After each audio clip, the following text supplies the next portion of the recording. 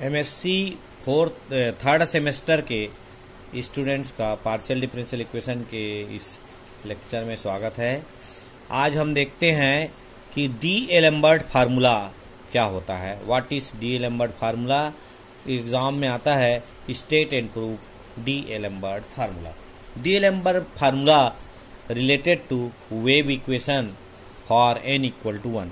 Wave equation जिसमें u double t minus del u equal to 0 या u double t minus u double x equal to 0। t और x का double derivative दोनों को subtract करने से वेव इक्वेशन प्राप्त होता है। तो देखिए डी एलम्बर्ट फार्मूला स्टेटमेंट क्या है। डी एलम्बर्ट फार्मूला हमने लिखा है for n equal to 1। The solution of homogeneous wave equation is called d'Alembert formula. The solution of homogeneous wave equation is called D-Alembert formula, which is u of xt equal to half g of x plus t plus g of x minus t plus half integral x minus t to x plus t hy dy। ये इसका formula है। इसको statement भी याद रख लिए, g of x plus t, g of x minus half में और hy dy। देखिए जी एच जो भी आया है वो आपके क्वेश्चन में कैसे आएगा, डेरिवेशन में इसको देखेंगे। Now derivation of d'Alembert formula. Derivation of D F मतलब डी एलम्बर्ट फार्मूला। इसका डेरिवेशन कैसे कहते हैं? We have initial value problem for one dimensional wave equation. One dimensional होने के कारण n इक्वल टू 1 भी लिख सकते हैं।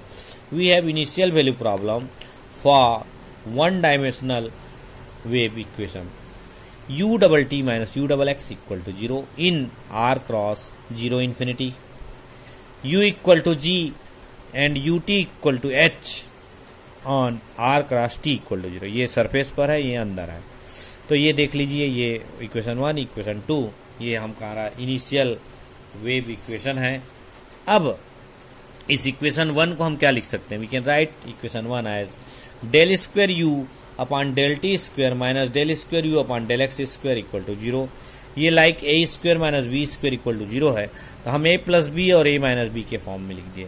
Del upon del t plus del upon del x, del upon del t minus del upon del x into u. A plus b into a minus b के form में लिखा, तो इस प्रकार लिखाया। अब कंसीडर करते हैं, let del upon del t minus del upon del x into u equal to v of x. Minus वाले को हम भी मान दे, ध्यान दीजिएगा, माइनस वाले को हमने भी मान लिया, भी ऑफ एक्स टी, इसको equation 3।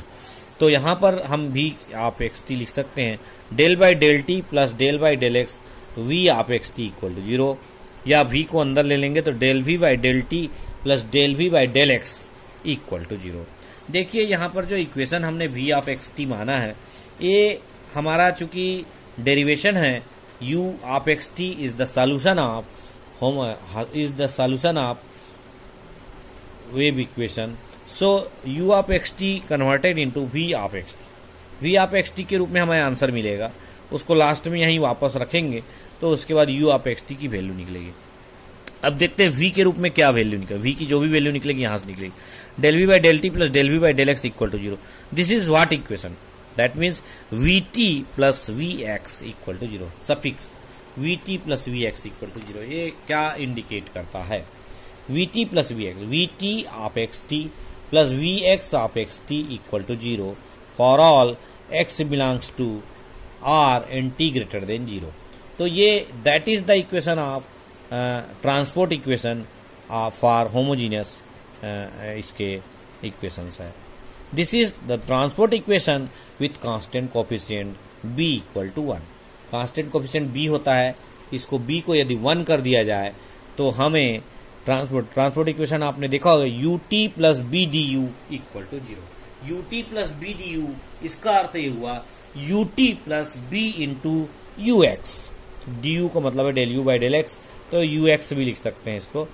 ut plus b u x equal to 0, that is called homogeneous transport equation. b की जगह 1 कर दिए, that means homogeneous transport equation का रूप दिखाई दे रहा है। देयरफॉर द सॉल्यूशन इज, हमारा u ऑफ एक्स टी जो होता है वो सॉल्यूशन होता है, is equal to g x minus b t लिखते हैं। b चूंकि 1 है इसलिए here v of x t equal to a x minus T हो जाएगा। बी के जगह 1 हो गया, जी के जगह हमने ए ले लिया, क्योंकि जी ऑलरेडी इसमें है इसलिए हमने ए कांस्टेंट एक अलग लिया, तो v of x t equal to a of x minus t के रूप में होमोजीनियस सॉल्यूशन निकला। अब चलिए इस वी ऑफ एक्स टी की वैल्यू वापस इक्वेशन 3 में रखेंगे। मैंने कहा था v की वैल्यू निकालेंगे और उस b की वैल्यू को इक्वेशन 3 में रखेंगे, जिसमें हमने लिखा है del by del t minus del by del x u equal to b of x t, तो बी ऑफ एक्स टी की जगह a of x minus t रख दिया।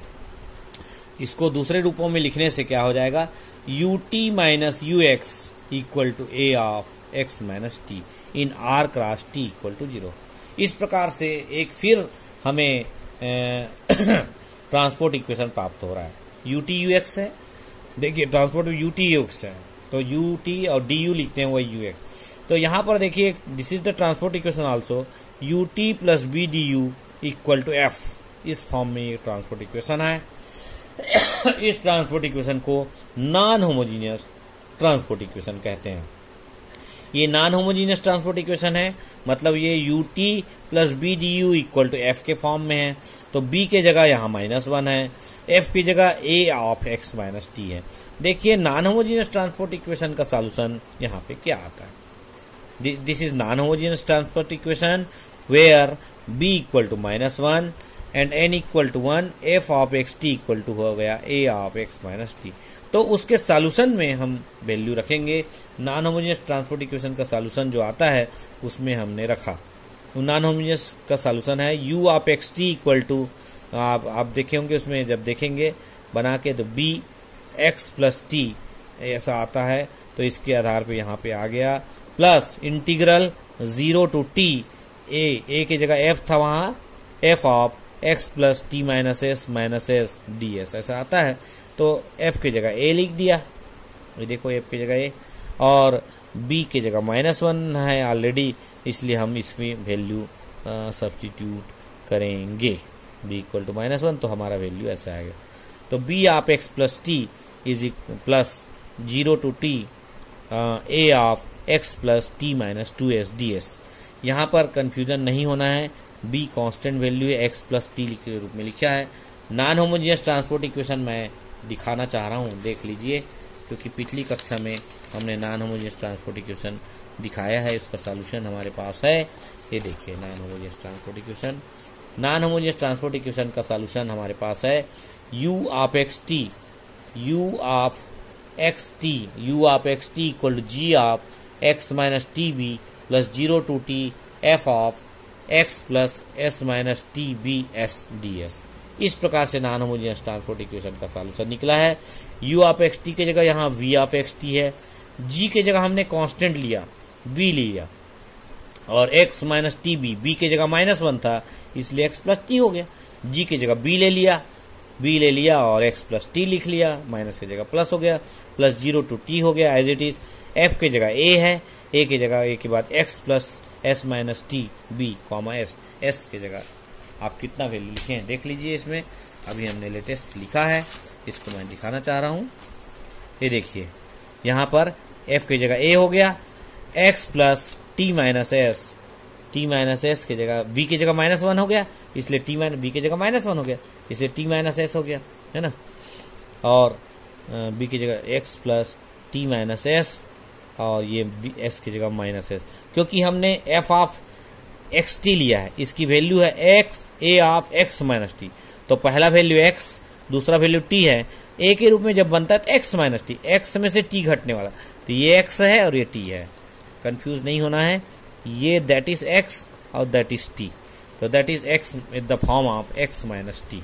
कंफ्यूज नहीं होंगे क्योंकि f के फॉर्म में xt रहता है, लेकिन जब इसको हम a के फॉर्म में लेंगे a of x minus t तो माइनस हो जाएगा, इसलिए a इतना x इतना है और t, x की value x plus t minus s और फिर माइनस t मतलब माइनस ऑफ s हो जाएगा। ये ध्यान दीजिए, कंफ्यूज नहीं होना है, किसी प्रकार की दिक्कत नहीं आनी चाहिए आपको समझने में। g की जगह हमने v लिया, इस प्रकार से ये नॉन होमोजेनियस ट्रांसपोर्ट इक्वेशन का सॉल्यूशन है। आगे पोर्शन में आ गया b of x plus t, b की जगह g था, वहाँ x माइनस टी बी था, b की जगह -1, तो plus 0 to t a of x plus T minus 2s ds। हम इसको y मान लेते हैं, let us consider y x plus T minus 2s equal to Y.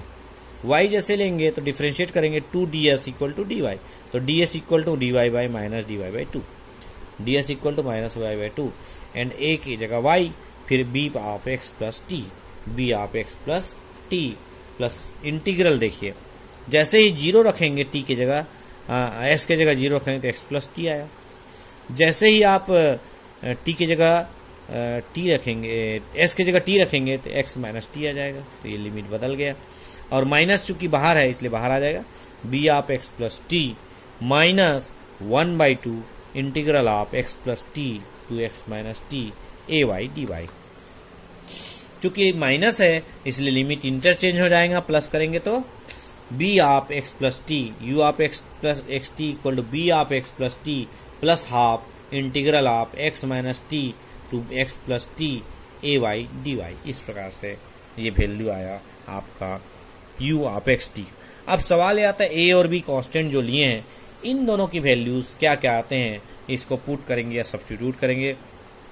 चलिए सबसे पहले b में आते हैं। b of x equal to u of x0। हम u के फॉर्म में लिए तो u ऑफ x t होता है और यहाँ g होता है, b की जगह g, x माइनस टी भी होता है। तो x माइनस टी भी, t की वैल्यू 0 है इसलिए ये g ऑफ x के फॉर्म में, g की जगह हमने b लिया है तो b ऑफ x हो जाएगा। b of x equal to u of x comma 0। तो b ऑफ x, b की वैल्यू ऐसे आएगा। और इसी प्रकार से given that initial condition is u of x0, u of x0 is g of x that is equal to bx। हमने पीछे वाले पॉइंट पे दिखाया था bx equal to u of x0 and u of x0 is the same as g of x। Question में दिया हुआ है u is equal to g। देखो क्वेश्चन में दिया हुआ है u इक्वल टू g, इसलिए हम u of x equal to x0 equal to g of x लिखेंगे। u of x0 equal to g of x is equal to bx। तो bx की वैल्यू आ गई gx। हमको आंसर g और h में लाना है इसलिए bx इक्वल टू हम gx लिखेंगे इक्वेशन 5। इसी प्रकार a की वैल्यू भी gh वगैरह में आएगा। ax इक्वल टू है हमारे पास v of x minus 0। ax minus t है क्योंकि t 0 है इसलिए हमारा वैल्यू आ गया ax माइनस टी है तो t की वैल्यू 0 होने से ax equal to v of x t x 0 हो गया। चलिए यहाँ पे वैल्यू रखेंगे v of x0 equal to u t x comma 0 minus u x x comma 0। t की जगह 0 रख लिया, u t माइनस u x आपको है ही पहले से। अब देखिए u t equal to h question में दिया हुआ है, u t equal to h। देखिए u t equal to h ये दिया हुआ है। अब देखते हैं u x इक्वल टू क्या आता है, u इक्वल टू g है तो u x equal to g x होगा तो g डेस हो जाएगा, डिफ्रेंशिएट हो जाएगा g dash. u x equal to g dash है, u इक्वल टू g होने का डिफ्रेंशिएट हुआ तो यहाँ पर क्या आ गया x equal to h of x minus g dash x। h of x u t हो गया और u x हो गया g dash x। That is equation 6।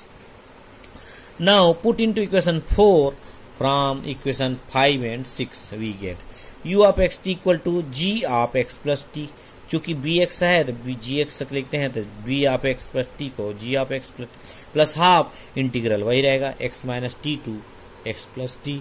यहाँ पर h y minus g dash y dy हो जाएगा क्योंकि ax की वैल्यू यही आई है।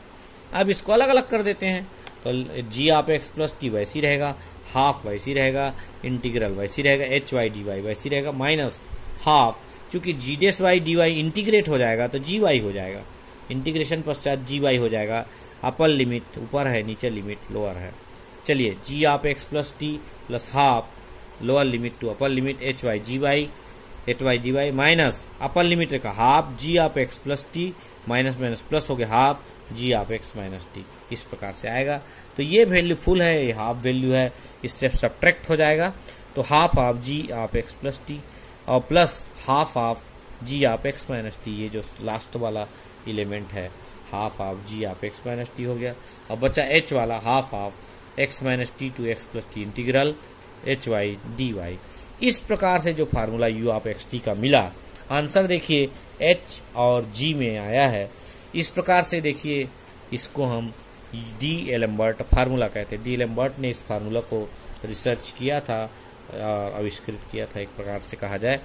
डी लैम्बर्ट ने बहुत मेहनत करके इस फार्मूला को बनाया, और चूंकि ये सॉल्यूशन है वेव इक्वेशन का, इसलिए ये बहुत महत्वपूर्ण फार्मूला है। State and proof D'Alembert formula आता है, या derive the wave equation as D'Alembert formula. तो ध्यान रखिए, याद रखिएगा डी लैम्बर्ट फार्मूला को। और आज का ये लेक्चर यहीं पे समाप्त होता है। Thank you.